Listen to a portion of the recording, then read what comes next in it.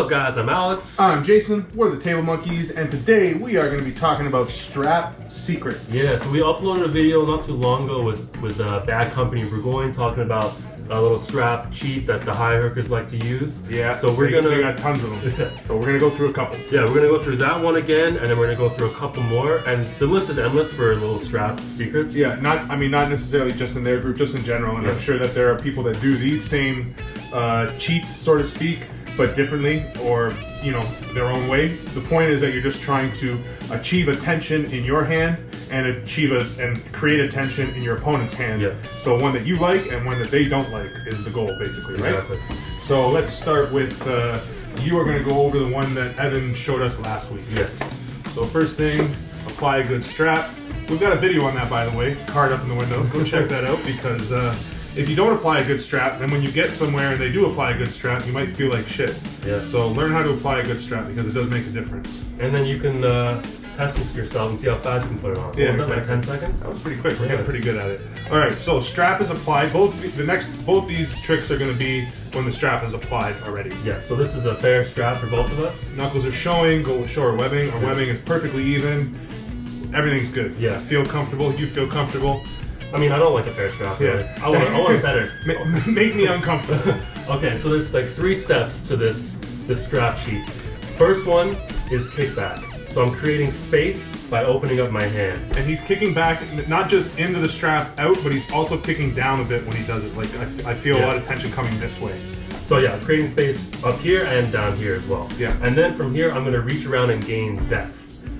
So, I mean, I'm lifting my elbow. The ref can say put your elbow down, but it's really only a warning. And the other thing about these cheats is you want to feel them exaggerated, so that as you start to bring them back, you'll be able to get this with your elbow down on the table, where you can still get not everything that you want, but close enough to it that it feels really good. Exactly. So reaching around, get nice and deep, and then I'm gonna put my elbow down, and as I put my elbow down, I'm gonna pronate and push into this part of the strap. Yeah.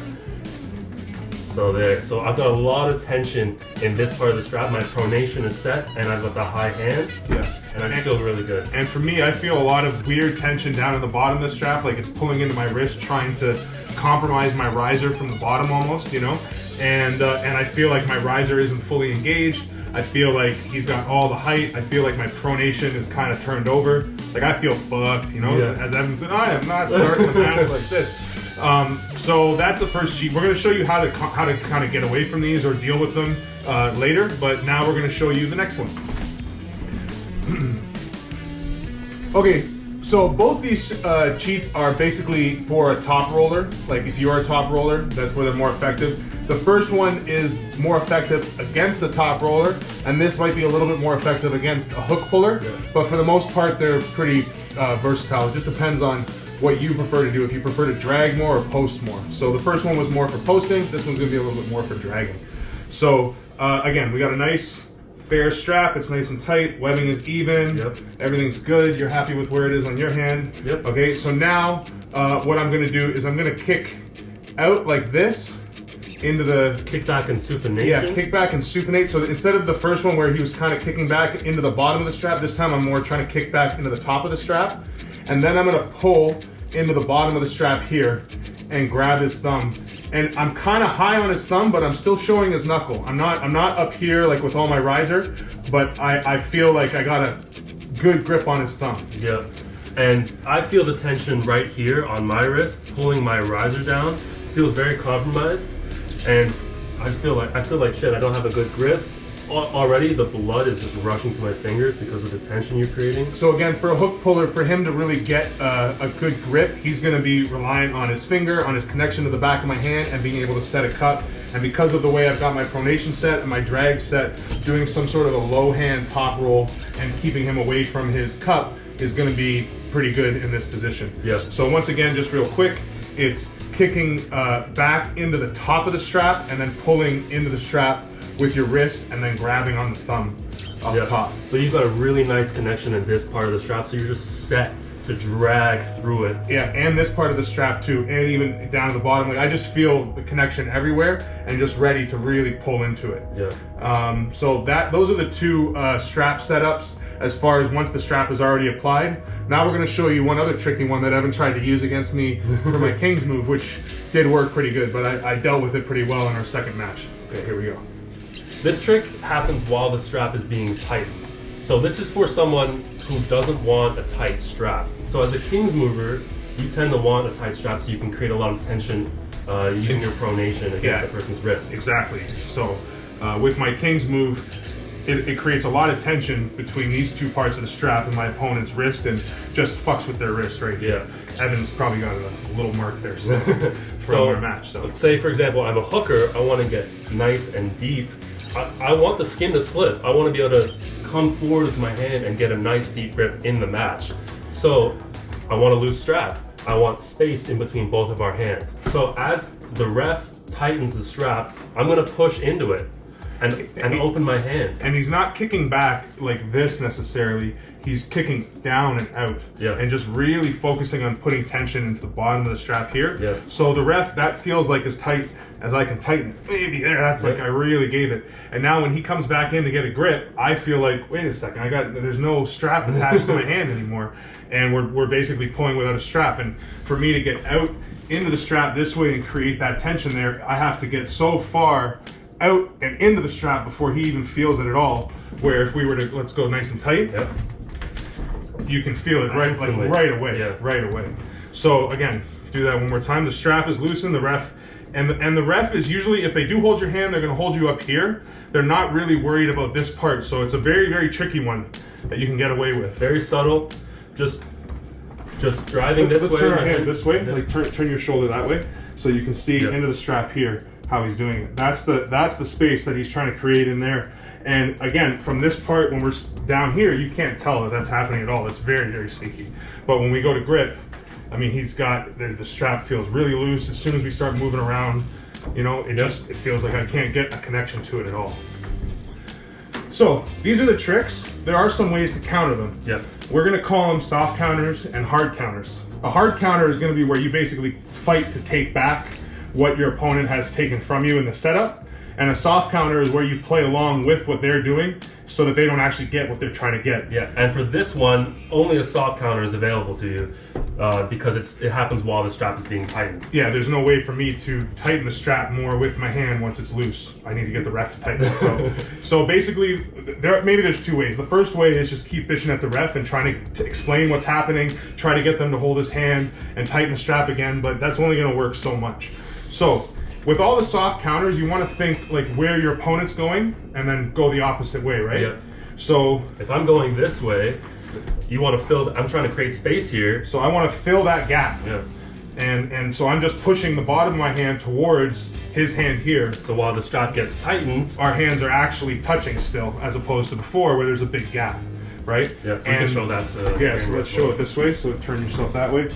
So I'm going to go this way while he goes, as opposed to keeping my hand down. Yeah. I'm pushing my hand towards his hand that way. Closing that space, and then when we go to take a grip, it's tight. I can get my little King's move tension on his wrist, and it's not comfortable. So that would be a soft counter. Yeah, so let's go back to the other two real quick, and we'll show you the hard and soft counters for those two moves.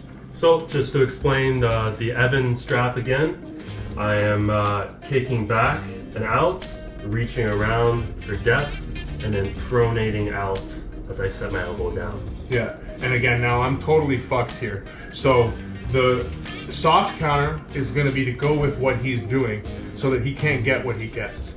The hard counter is once he's already got it. So since he's already got it, I'm going to show you the hard counter, but you don't really want to do the hard counter. You want to be on top of the game enough that you prevent him from getting this.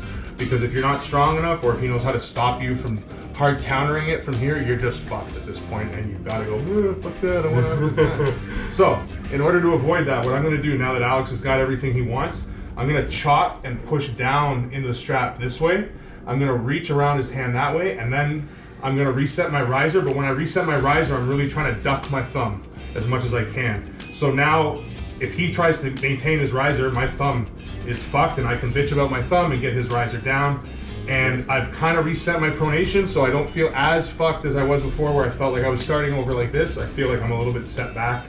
Yeah, you've gained a lot of connection in your strap. I'm feeling my riser being compromised. The strap is really tight right here, and it's pushing my riser down. Yeah. And because you ducked your thumb, it forces me even lower and even more into a compromised position. Yeah.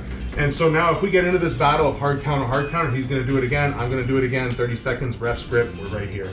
So it's a good way to do it. If you feel confident with your endurance and your hand strength over your opponent, sometimes that's a good battle. Just get their hand blown up by going, fighting in the strap until you get a ref's grip. But you should know the soft counter so you can prevent anything from happening. Yeah. So let's just show that. Yeah. So you want me to counter it? Yeah. So I'll do the move, and Jason's gonna counter. So first thing he's gonna do is kick back, right? So as he kicks back, I'm pronating. I'm just trying to keep my thumb attached to his palm. Yeah. So this part of the move is to gain space. So if he closes that gap, it stops the move. So then I'm gonna try and gain depth. I'm gonna come around. And I'm just gonna, again, go with and try to keep my thumb in the same spot on his hand and supinate real hard so he's not gaining anything. And then I'm gonna come, so I'm really not gaining what I want, but I'm gonna go through it anyway. Then I come back out and pronate. And on that part, if you've done everything else right, you can now maintain some wrist flexion and really fuck his pronation up. Yeah. Because by reaching around this way, he's giving up his pronation, expecting to get depth so that when he comes back and sets his pronation, I'm fucked. But if I stay with him, and then when he comes back, don't let that cup out and stop his pronation, all of a sudden he's in a much worse position than he wants to be. I've actually lost a lot going through that. Yeah. And so that's the soft counter. Yeah. Okay, so now we're gonna go over the strap cheat number 2. Yeah. Which Jason's gonna do, and I'm gonna show the counters for it. And again, this cheat is more for if you are a dragging top roller and fighting more against a hook puller. Yeah. So the first thing I want to do is kick back into the strap with the top of my hand, and then pull into the bottom of the strap with my wrist, which is going to compromise your riser and your pronation, and just get me all the positions. Yeah, I feel screwed. I can't get a good grip. The blood is rushing into my fingers because of all the tension that's created from the strap, so I just feel horrible. And again, the goal is to avoid this position with a soft counter, but if you do get stuck here, there are still some things you can fight for. But again, that'll be a hard counter, which is going to be harder to do, and it's going to be force on force, so if you're not strong enough, you're just not going to be able to do it. Yeah, so I'm looking to regain height and depth. Yeah. So I'm going to open my hand and kick back and supinate. So I'm like rising up and trying to make the skin slip and slide up Jason's hand. And then I'm gonna reach around, get a nice deep position.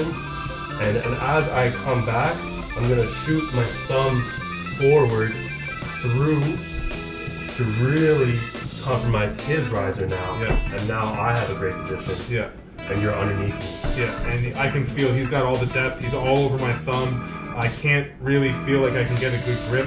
I can feel his wrist right into my fingers.